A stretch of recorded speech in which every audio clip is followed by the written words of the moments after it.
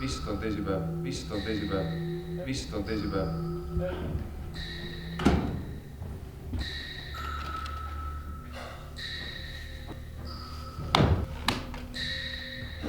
nii, kell on 13:05, on teisipäev.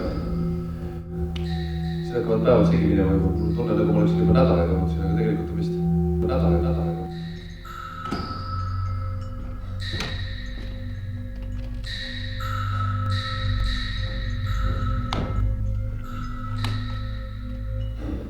kell on 13:05, on teisipäev.